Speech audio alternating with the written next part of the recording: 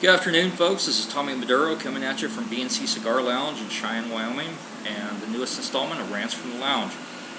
My rant today originated actually out of a conversation that I had, or more of a debate actually, with a friend of mine.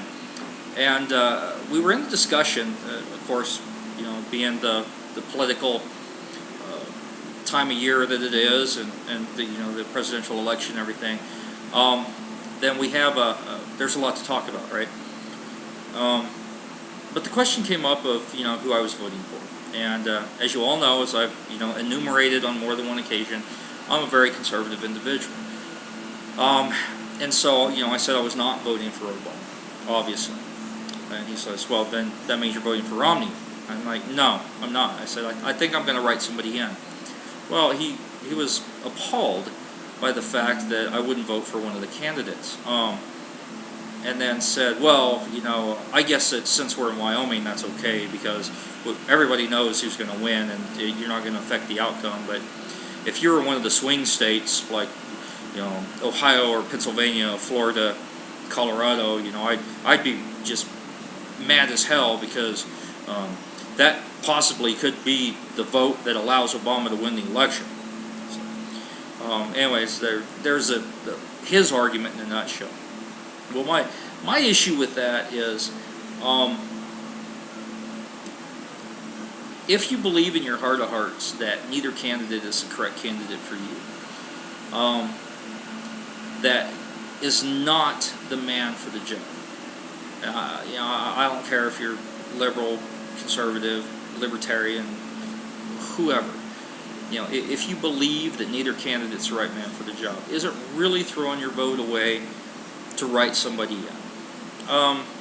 The short answer is yes, but it's more complicated than that, and here's why. We are entrenched and trapped by this two-party system that we have right now, and it does not necessarily put up the most talented or the best individual for the position of president.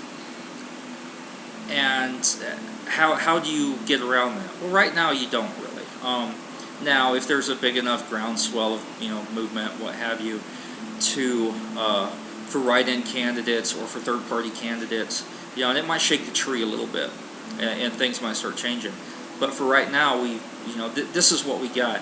And I'm sorry, but I do not like being manipulated into voting for a puppet, a figurehead for the powers that be behind, you know, anybody. And that's essentially all the candidates are anymore. You know, they get elected, and then, you know, they have to they follow party doctrine. They're not allowed to necessarily you know, think for themselves and be their own presidents, be their own men. And that's an unfortunate circumstance of the system that we have now. But here's something else that you have to understand too about this two-party system we have. The candidates, when they're going for their nomination, okay, and both of them, they have to run as far as they can to the extremes to get nominated. So if you're conservative, who are you pandering to? You're pandering to the Christian right. You're pandering to the extreme conservatives. And so you're making them promises. You're making them, you know, you're telling them everything that they want to hear so that you can get nominated. The same thing goes for, you know, the liberals, you know, Democrats. They're doing the same thing on the other side. Well, here's the problem that I have with this. These candidates, they're lying to vast amounts of people, and it doesn't matter, you know, how they're doing it, but they're doing it. They're either doing it to their own parties, or they're doing it to the nation as a whole. Because come general election time, folks, those candidates, they have to run like hell from those extremes to the center so that they can try to amass as many popular votes on both sides as they possibly can to win the election. Now, who are they lying to? Are they lying to the general populace when they say, oh, well, that guy over there, he's not really as conservative or as liberal as you know, I just had to do that to win the election? Or is he really that guy that truly espouses and believes the ideology of the extreme and is now lying to the entire electorate as a whole just to get elected, right? just to push whatever agenda that that their parties are trying to get into place. So that's a huge issue for me, because somewhere these candidates, and it's both of them, are lying their asses off to a vast majority of people. And I don't know about you, but I would much prefer to have a candidate stand up and say, look, this is who I am, this is what I believe, plain and simple, and these are the issues that I'm espousing, and take it or leave it. And you know what? I'd have a lot of respect for that candidate. It wouldn't matter if they were Democrat or Republican. Why? Because they're honest. And that's something that we just don't have in our political climate today.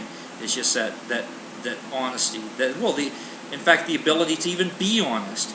Because in order to win the election, it takes so much money, and that money has got to come from somewhere, right? And it's sure as hell not coming out of their own pockets, or even the pockets of the small donors. It's big donors, and they got to kowtow to those people, those corporations, PACs, all of that.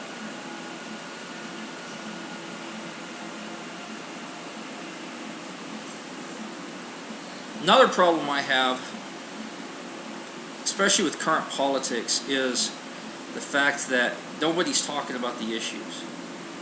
And when I say issues, I'm not talking abortion, I'm not talking gun rights, I'm not talking gay marriage. Okay, yeah, I'm a huge gun rights fan.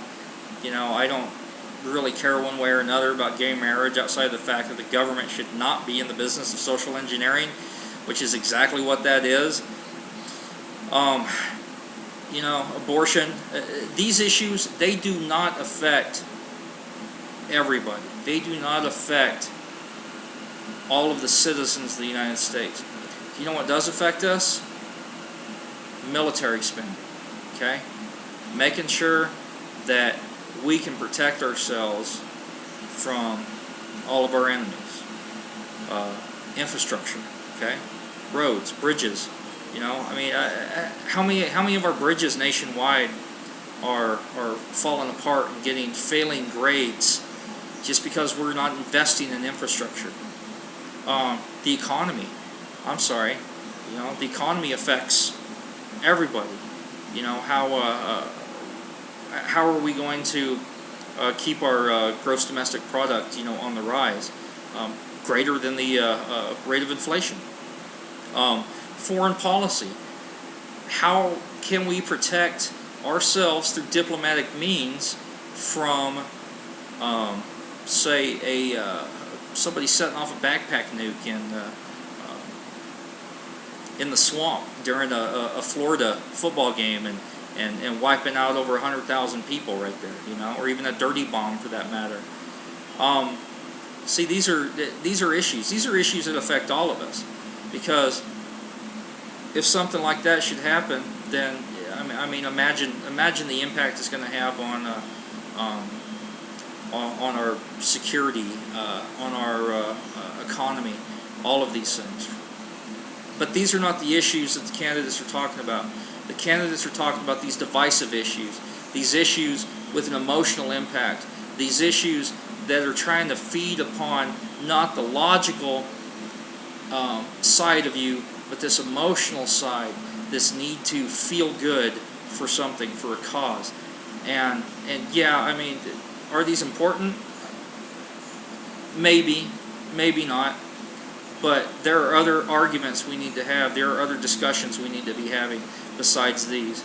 These are not the things that we need to be discussing as policy issues, just because they affect so few people. Now, getting back to that, my friend, he's an ideologue, right? And so he takes umbrage with a lot of my arguments and everything. As conservative as I am, we agree on probably 90% of the things.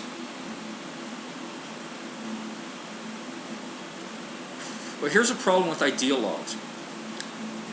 There is no room in their ideology for honest and open debate. There was no room in their ideology to look for a deeper, more complete truth. Their truth is the only one that matters, and they are incapable of opening up a discussion for anything other than to defend their point of view. Be it right or wrong, that's the way it is. And that's why I have a problem with ideologues and ideology in general, is because there isn't the ability to look for that deeper truth. But anyways, getting back to my original point, is it throwing away a vote? In today's current climate, yeah. But I think if enough people start taking that avenue that's open to them, because believe it or not, you do not have to vote for one of the two parties. You do not have to, excuse me.